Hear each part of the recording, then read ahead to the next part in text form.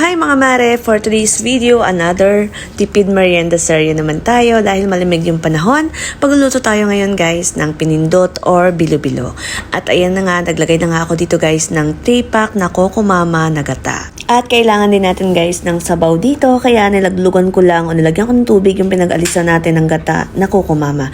At naglagay na rin ako dito guys ng additional na tubig. At nilagyan ko na nga rin to ng asin guys.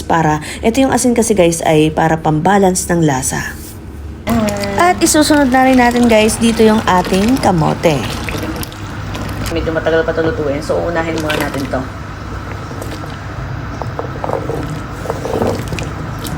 So yun guys, ang isusunod naman natin yung saging natin. Ayan, India banana yan.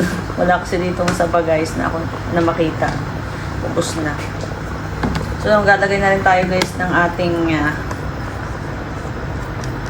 bilo-bilo. Ayan, yung glutinous rice na ating binilog.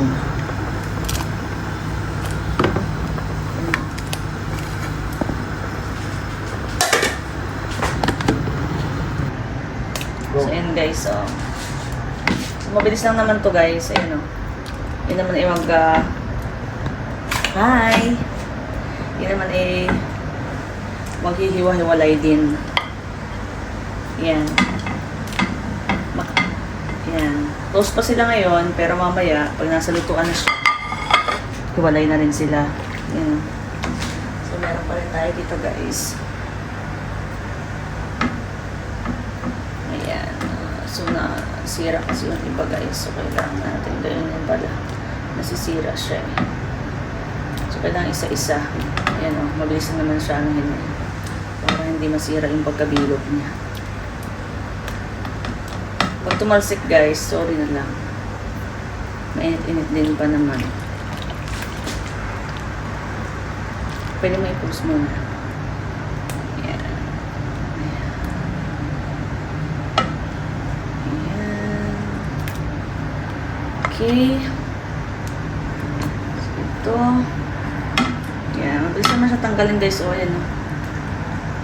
Gaganin mo lang siya guys. Ayan, tanggal na siya. Ayan. And isusunod na rin natin yung ating langka guys. Sabay-sabay na natin, no? Ayan.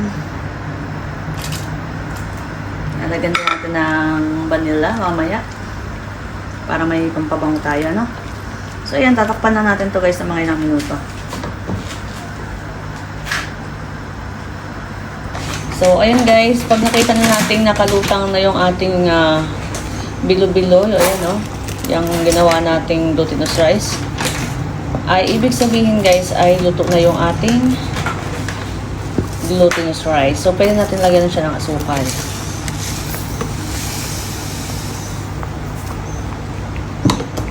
Okay.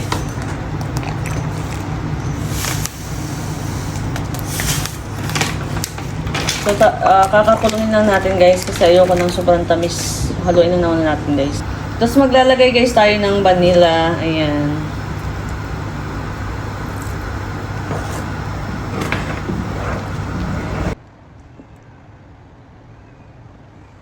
So guys, ito yung ating bilo-bilo guys. Super yummy guys. Ayan o.